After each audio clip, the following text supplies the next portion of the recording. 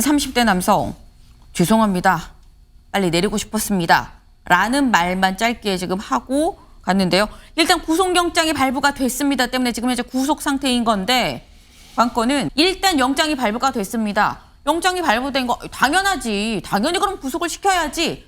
라는 것에는 뭐 아마 다 공감을 좀 하실 것 같은데 근데 김승원 의원님. 네. 신문 영장 실질 심사 신문하고 1시간 만에 발부가 됐습니다.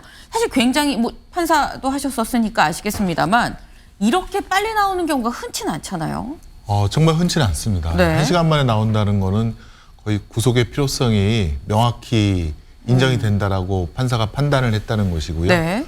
아마 이 보도된 거 이외에도 수많은 그 피해 사례가 그 수사 기록에 담겨 있지 않을까 그런 예상을 하게 됩니다. 네. 이 피의자가 사실은 100kg 정도 되는 거구로 네. 문을 열어놓고 또 벽면에 매달리거나 굉장히 추가적인 아마 폭행행위가 있었던 것으로도 네. 보이는데 네. 예. 그런 등등의 그런 피해 사례에 비춰봐서 법원에서도 신속하게 영장을 발부한 것 같습니다. 웃돈 내며 앉았던 인기 자리인데 항공사 비상구 좌석 딜레마입니다. 네. 아시아나, 네. 아시아나는 물론이고요. 다른 항공사들도 속속 해당 그 비상문 바로 앞에 있는 그 좌석 그곳을 판매 중단하겠다라고 지금 조치를 내리고 있습니다. 이 자리 비상구 바로 앞에 있는 이 자리 이 두 좌석을 네. 이 두 좌석이 비상문 바로 앞에 있다 보니까 이런 일이 또 생겼다. 그래서 이 좌석을 판매하지 않겠다. 그냥 비워두겠다라고 얘기를 한 겁니다. 근데 문제는 이런 겁니다. 업계한 관계자는 긴급 탈출 상황에서 승무원들과 승객 탈출을 도울 의무가 있어 아예 비워둘 경우 사고 때 더 큰 위험으로 이어질 수 있다. 사고 예방의 근본 대책이라고 보기는 어렵다라고 말했다라는 겁니다. 김승원 의원님. 네네. 이 해당 비상구 앞에 좌석 이거 앉아야 될까요? 말아야 될까요? 글쎄 제 개인적인 그 경험을 떠올려 보면 네. 그 비상구 앞 좌석은 굉장히 좋은 자리로 그렇죠. 발을 뻗을 수 있는 자리거든요. 네. 다만 이제 승무원이 와서 네. 비상시에 어떻게 해야 될지를 그 승객에게 좀 알려드리고 그다음에 여러 가지 주의사항을 갖다가 전달했던 것으로 기억이 되는데요. 네. 다만 그렇게 이제 선의로만 승객에게 어떻게 보면 이제 항공사가 취해야 될 주의 의무를 맡긴다는 것이 사실은 그 완벽한 대책도 아니고 또 불안할 수도 있고 네. 또 이번 같은 경우에 그 승객의 어떤 불안한 심리 상태를 체크하지 못하고 계속 앉게 해줬다는 점에서 네. 막연히 이런 선의에 기댈 게 아니라 이번에 이제 국토부 조사라든가 통해서 뭐 상세한 결과가 나오면 그에 따른 또 좀 근본적인 대책을 마련해야 할 것으로 보여집니다.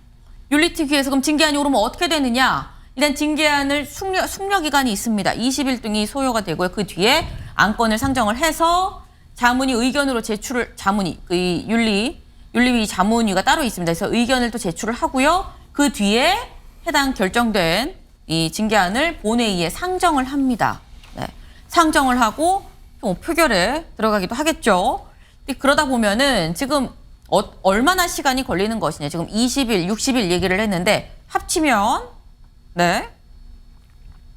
숙려기간 20일에 자문위 심사 60일, 80일이 소요가 된다라는 겁니다. 네. 사실 그렇기 때문에 80일이라고 하면 3달이 채 안 되는 기간이죠. 네. 길다면 길고 짧다면 짧고 네. 일단은 이 부분에 대해서 윤리위 검찰 조사보다는 윤리위 결과가 80일을 다 최장 소요를 한다고 해도 윤리위 결과가 더 먼저 나오지 않겠느냐라는 생각이 드는데 궁금한 건 이런 부분입니다. 윤리위가 그래서 어느 정도의 징계안을 내놓을 것이냐. 앞에 지금 OX 팻말이 있습니다. 네, 여쭤보겠습니다. 윤리위 김남국 의원 제명안을 내놓을 것이다. 하나, 둘, 셋 꽂아주시죠.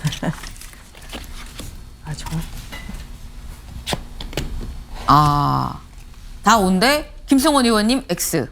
제명안은 아닐 것이다. 네.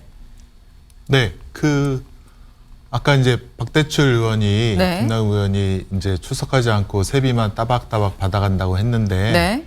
아마 그 국회의원이 얼마나 성실하게 일을 했냐고 하는 부분은 사실은 이제 뭐 법안 발의수라든가 또 본회의 상임위 출석률 등을 네. 종합적으로 이제 따져봐야 될 것 같습니다.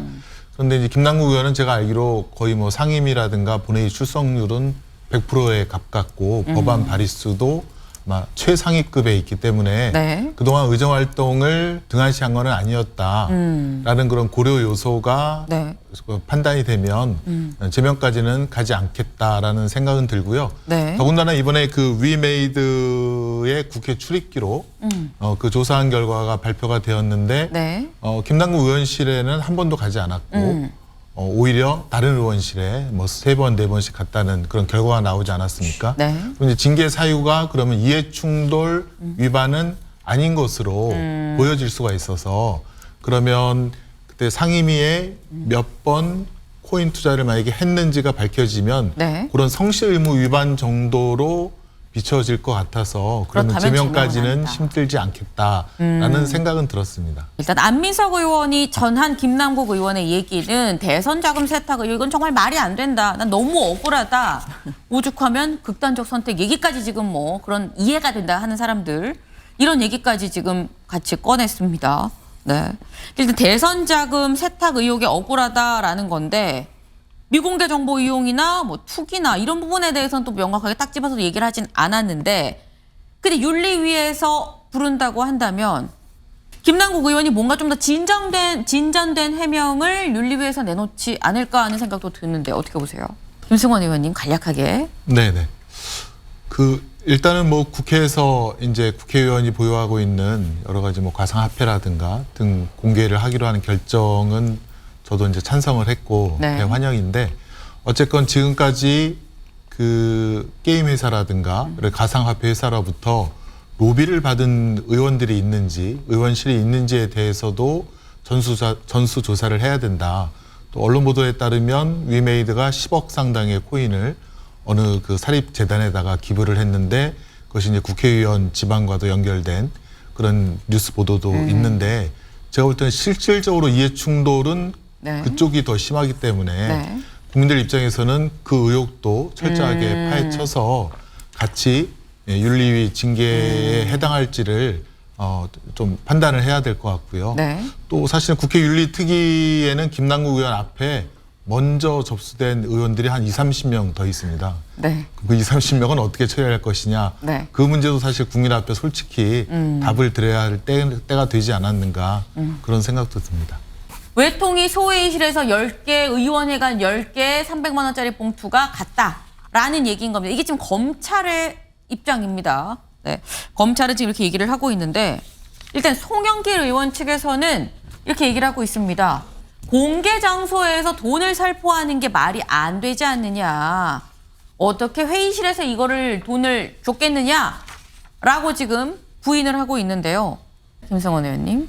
네, 우선 그 전주혜 의원님이 일단 검찰에 어떻게 보면 이제 발표를 네. 거의 사실화해서 이렇게 말씀하시는 거에 대해서는 조금 유감이라는 말씀을 드리고 싶고요. 그다음에 외통위 소회의실은 그 행정실을 거쳐서 네. 아마 들어가는 자리인 것으로 알고 있습니다. 저희 네. 뭐 법사위 소위원실도 마찬가지고요. 국회 직원들이 바로 옆방에서 뻔히 지켜보고 있는데 의원들이 모여서 거기서 돈 봉투를 서로 건넨다.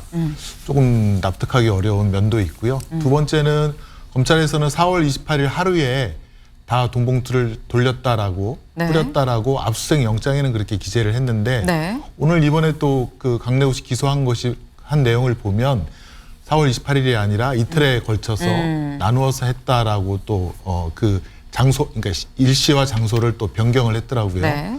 그런 거 봐서는 역시 일단은 진술에 의존해서 기소를 한 게 아닌가라는 생각이 들고 네. 국회 뭐 출입 기록의 기록 등 더 자세한 아마 의원들이 각자 개개의 알리바이를 아마 주장을 할 텐데 네. 이제 검찰이 그래서 지금 선뜻 얘기를 못 하고 있는 거죠. 만약에 자기들이 먼저 발표했는데 의원들이 자신의 아니라는 알리바이를 알리바이를 입증하면 완전히 그냥 그 수사 자체가 다 무죄가 돼버리고 흔들어져 버리니까 검찰에서도 그래서 조심스럽게 하는 면은 이해가 되나 이런 사실은 사실 피해 사실 공표에 해당하지 않는가.